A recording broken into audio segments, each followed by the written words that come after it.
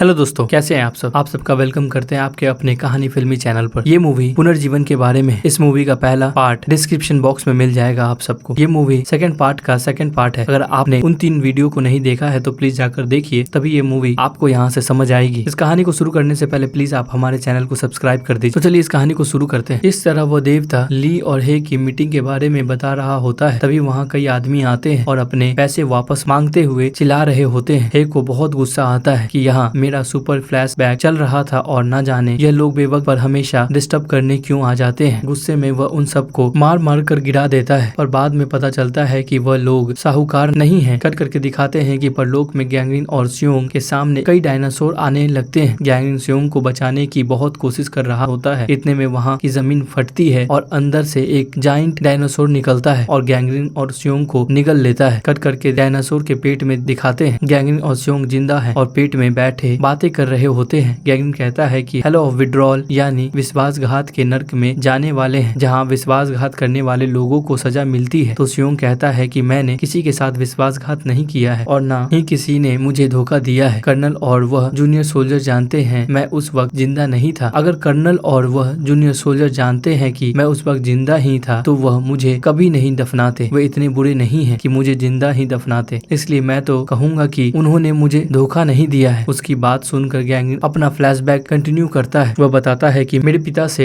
Training पाकर वह लड़का बहुत समझदार हो गया था और मुझसे भी ज्यादा ताकतवर बनने लगा था। युद्ध के समय उसकी काबिलियत को देखकर मेरे पिता ने उसे ही पलटन सौंप दी थी। मैं उससे कम ताकतवर और समझदार नहीं था, फिर भी मेरे पिता ने मुझे न चुनकर उसे मौका दिया। मैंने अपने पिता को आखिरी बार तभी देखा था युद्ध में। हमारी सेना हार गई थी और मेरे पिता भी उस युद्ध में मारे गए थे। मैं जानता हूँ कि वह लड़का जो मेरा छोटा भाई बना बैठा है वो मेरे पिता की मौत का कारण था, पर फिर भी मैं कुछ नहीं कर सका। इसके बाद मुझे सेनापति बना दिया गया। स्योंग उसका मजाक उड़ाकर कहता है कि सेनापति बनकर तो तुमने अपने उस भाई से जरूर बदला लिए होगे। इस पर गैंगरिन चुप रह जाता है। कट करके धरती पर दिखाते हैं कि रक्षक देवता फ्लैशबैक को कंटिन्यू कर रहा होता है। फ्लैशबैक में ली अब है की संरक्षण में होती है। पिछले जन्म में ली के पेरेंट्स को व्हाइट कैट ने ही मारा होता है। यह सुनकर ली को बहुत ही बुरा लगता है और हे से बात नहीं करती। उसका बिहेवियर देख कर हे उससे कहता है कि तुम मुझसे मुंह क्यों मोड़ रही हो। ये हजारों वर्ष पुरानी बात है, उस बात पर तुम मुझसे गुस्सा हो रही हो। ली इस बात को एक्सेप्ट नहीं करती और कहती है कि पिछले जन्म हुआ तो क्या हुआ, तुम जानते थे कि तुमने मेरे माँ बाप को मारा था पर तुमने मुझसे ये बात छुपाई। तुम बहुत ही बुरे हो। ऐसा कहकर ली वहाँ से चली जाती है। तब रक्षक देवता उसे समझाता है कि तुम हे से नफरत मत करना। तुम्हारे पेरेंट्स की मौत का जिम्मेदार हे जरूर था, पर वह उस बात पर रोज पछताता था और उसके बदले में उसने तुम्हारी और उन सारे बच्चों की जी जान से देखभाल की थी। अपने दिल की बात वो तुमसे कभी नहीं कह पाया क्योंकि वह डरता था कि तुम मुझसे नफरत करने लगोगी। कट करके गैंगरिन और स्योंग को अब हेल ऑफ इनजस्टिस यानी न्याय के नर्क में दिखाते हैं। वहाँ के दोनों वकील स्योंग के खिलाफ कहते हैं कि ये दुरात्मा बनकर धरती में घूमता रहा, इसलिए इसे दंड जरूर मिलना चाहिए। गैंगरिन बीच में टोक कर कहता है कि यह बिल्कुल गलत है। स्योंग को जानबूझकर मार दिया गया था। वहाँ का देवता इस बात का सबूत मांगता है। गैंगरिन कहता है कि इसका एक विटनेस है जो जूनियर सोल्जर है। देवता पूछता है कि क्या तुम अब एक जिंदा आदमी को परलोक में विटनेस बनाकर लाओगे। गैंगरिन हाँ में जवाब देता है। कट करके दिखाते हैं कि धरती पर वह जूनियर सोल्जर कोमा में पड़ा होता है। उसकी गवाही पर यह केस चलने वाला होता है। उसे तो यह एक सपना लगता है पर वो सच में परलोक में अपनी गवाही दे रहा होता है। गैंगरिन उसे क्रॉस क्वेश्चन करता है कि जब तुम दोनों स्योंग को दफना रहे थे क्या तुम जानते थे कि वह जिंदा है। सोल्जर बीती बातें याद करने लगता है। इसलिए सच ये है कि स्योंग को दफनाते वक्त सोल्जर और कर्नल ने उसके हाथों को जरा हिलते देखा था, पर इसके बावजूद भी उन्होंने उसको दफना दिया होता है। अब वह झूठी गवाही देता है कि उन्हें बिल्कुल नहीं पता था कि वह उस टाइम जिंदा था। गैंगरिन कहता है कोमा में रहकर भी तेरी अकल ठिकाने नहीं आई, पर सीधे सीधे सच बताओ वरना तुझे जिंदा ही परलोक ले आऊंगा। उसकी बात सुनकर सोल्जर कहता है कि पुरानी बातें सोचकर अब पछताने का क्या फायदा। स्योंग को यह बात अजीब लगती है और वह आगे आकर सोल्जर से पूछता है कि तुम ऐसी बात क्यों कर रहे हो। इस पर वहाँ के देवता गुस्से में आ जाते हैं कि मेरे रहते तुम आगे आकर बोलने की हिम्मत कैसे किए। फिर देवता स्योंग को एक कांच बॉक्स में खड़ा करके उसमें पानी भरवाता है। इस बीच गैंगरिन उस सोल्जर से लगातार इंक्वायरी कर रहा होता है तो सोल्जर कुछ नहीं बोल पाता और ना ही वह कुछ बोलना चाहता है। इतने में वो अपने आखिरी शब्द कहता है कि मुझे माफ कर दो और धरती पर वह सोल्जर जो कोमा में था वो मर जाता है और यह इंक्वायरी यहीं खत्म होती है। गैंगरिन मायूस हो जाता है कि यह क्या हो गया। देवता कहता है कि इसे को किस्मत कहते हैं। कट करके धरती पर दिखाते हैं ये लोग कहीं बाहर गए होते हैं और घर लौट रहे होते हैं। तभी घर के कुछ आदमी बाहर निकल रहे होते हैं। ये लोग चौंक जाते हैं कि यह आदमी फिर से यहाँ क्यों आए थे। वह घर के अंदर जाकर देखते हैं कि घर का सारा सामान तितर बितर पड़ा है। लगता है कि उन आदमियों ने घर में तोड़ फोड़ की होती है। उन लोगों ने बूढ़े को बुरी तरह मारा होता है। तभी अचानक रक्षक देवता कमजोर होने लगता है। फिर पता चलता है कि उन आदमियों ने उस गड्ढे को भी तोड़ दिया होता है जिसमें वह देवता रहता था। इसी वजह से उसकी शक्ति धीरे धीरे खत्म होने लगती है और वह मर रहा होता है। ली उस गड्ढे को जोड़ने की कोशिश करती है पर उससे कोई फायदा नहीं होता। कट करके परलोक में दिखाते हैं कि गैंग्रीन अपना पक्ष प्रूफ नहीं कर पाता और इस वजह से स्वयं को सजा मिलने वाली होती है। तब गैंग्रीन वहाँ के देवता से कहता है कि जन्म और मृत्यु स्वाभाविक बातें हैं और किसी को बुरी मौत नहीं आनी चाहिए, यही मेरा पक्ष है। यह बात देवता को ठीक लगती है और वो स्वयं को रिलीज कर देता है। फिर स्वयं को अगले गेट पर पहुंचा दिया जाता है। कट करके धरती पर दिखाते हैं कि बहुत कोशिश करके भी ली उस गड्ढे को ठीक से जोड़ नहीं पाती और रक्षक देवता भी अपनी आखिरी सांसें ले रहा होता है और वह इनका फ्लैशबैक कंटिन्यू करता है और कहता है कि हे के राजा को इस बात का पता चल गया था कि उसने दुश्मन देश के कुछ लोगों की मदद की थी। फिर उसके आदमियों ने वाइल्ड कैट को पकड़ लिया और उसे बांधकर उसे पूछताछ करने लगे कि दुश्मन देश के बच्चे उसने कहाँ छुपा कर रखे हैं। वो लोग खासकर ली के बारे में पूछ रहे होते हैं। उन लोगों की टॉर्चर करने पर भी हे तुमने अपना मुंह नहीं खोला। फिर गुस्से में आकर उस राजा ने तुम्हें जंगल में भेड़ियों के बीच छोड़ दिया। तब हे पूछता है कि क्या मेरी मौत भेड़ों के काटने से हुई थी। रक्षक देवता कहता है कि नहीं, तुम इसे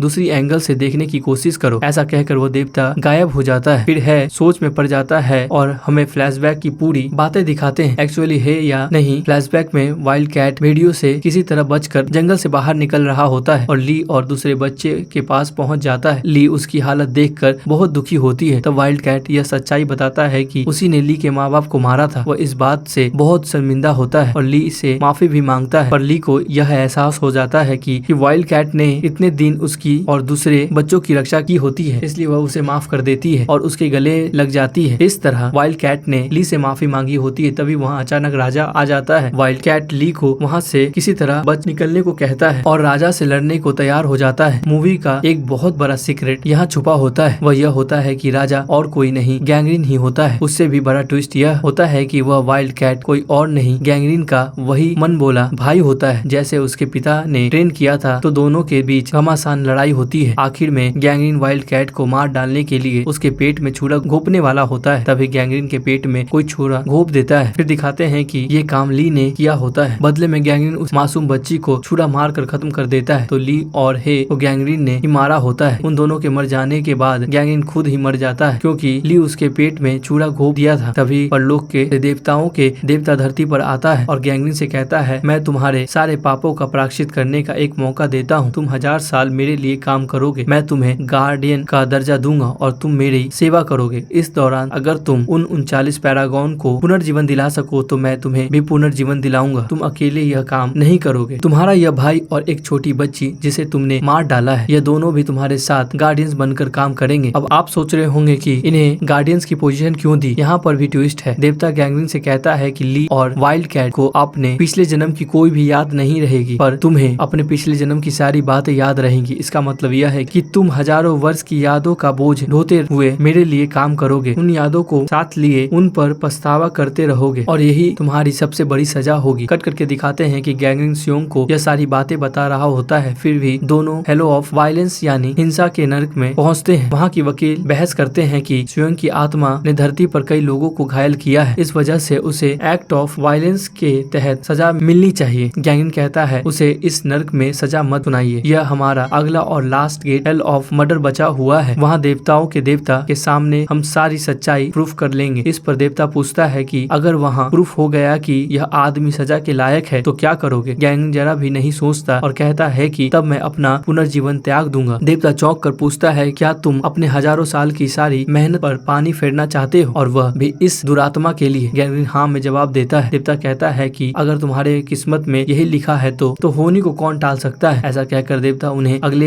और आखिरी गेट पर जाने की परमिशन दे देते हैं। कट करके दोनों हेल ऑफ मर्डर में पहुंचते हैं। यहाँ 2 देवता होते हैं, एक तो हेल ऑफ मर्डर का देवता और दूसरा देवताओं का देवता। यहाँ उस कर्नल को विटनेस के तौर पर बुलाया जाता है। कर्नल धरती पर होता है और नींद में सपना देख रहा होता है। यह सारी सुनवाई उसके सपने में चल रही होती है। गैंग्रीन उससे पूछता है कि उस दिन जब तुमने स्योंग को दफनाया था तो उसके हाथ जरा हिले थे क्या। यह तुमने भी देखा था, मगर उसी वक्त तुमने उसे बचाया होता तो बेचारा आज जिंदा होता। तुमने उसे इस तरह मरने क्यों दिया। कत्ल का देवता भी उससे पूछता है कि क्या गैंग्रीन की बात सच है, पर कर्नल झूठ गवाही दे देता है कि उसे इस बारे में नहीं पता था। फिर क्या सब कुछ खत्म हो चुका है और स्योंग को सजा मिलने वाली होती है। तब गैंगलिन अपने बारे में एक सच्चाई बताने लगता है। एक तरफ ली और हे उसे देख रहे होते हैं। गैंगलिन कहता है कि मेरे पिता उस युद्ध में नहीं मरे थे, वे जिंदा थे। मैंने यह बात सभी से छुपाई थी। उस दिन मैंने लाशों से भरी खाई में देखा था कि मेरे पिता जिंदा है और मैंने अपने स्वार्थ के लिए उन्हें बचाने की कोशिश नहीं की। अगर उन्हें बचा लिया होता तो वह उस मुंह बोले भाई को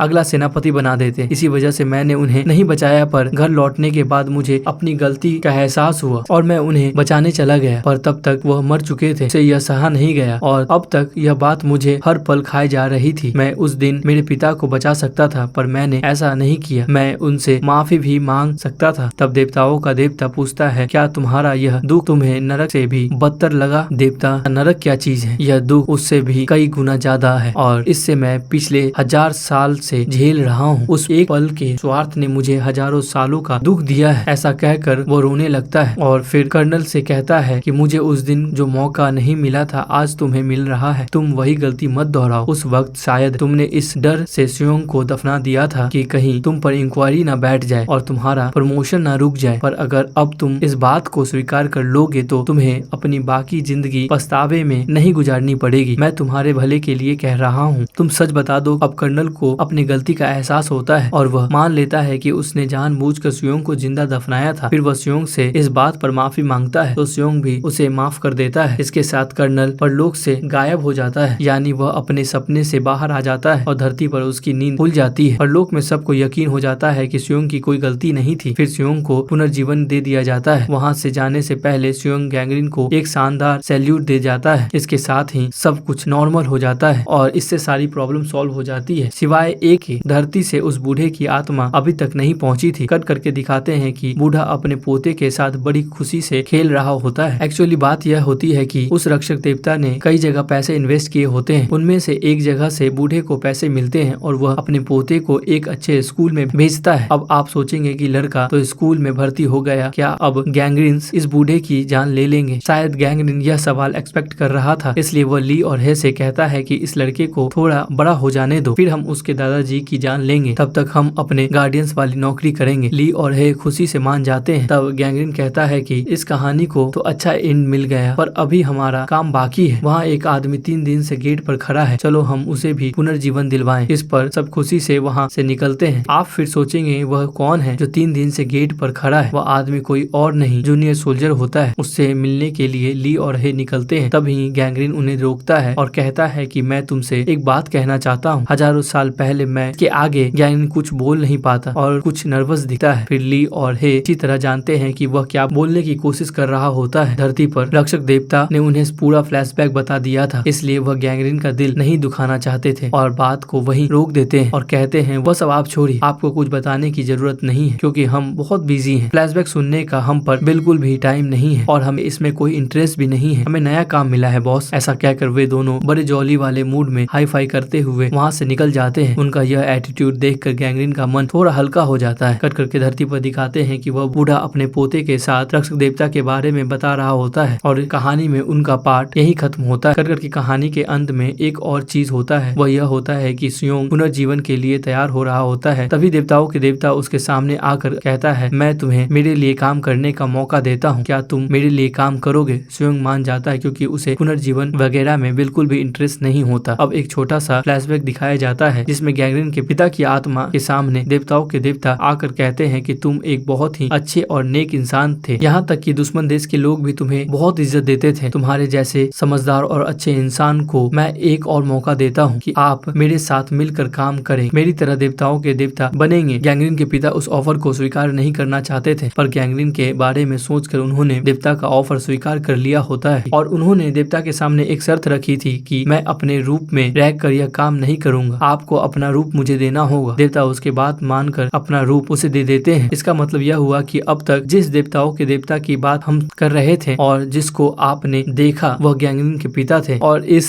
सस्पेंस के खुलने के साथ मूवी यहाँ पर खत्म होती है। यह मूवी आप सबको कैसी लगी कमेंट में जरूर बताइएगा और आप हमारे चैनल को प्लीज सब्सक्राइब कर दीजिएगा क्योंकि ऐसी इंटरेस्टिंग मूवी हम आप सबके लिए लाते रहेंगे। और ये मूवी प्लीज आप अपने दोस्तों, अपने करीबी और अपने फैमिली वाले को जरूर शेयर कीजिएगा। तो चलिए अपना ख्याल रखिएगा और ये वीडियो देखने के लिए thank you so much. Tata bye bye, take care.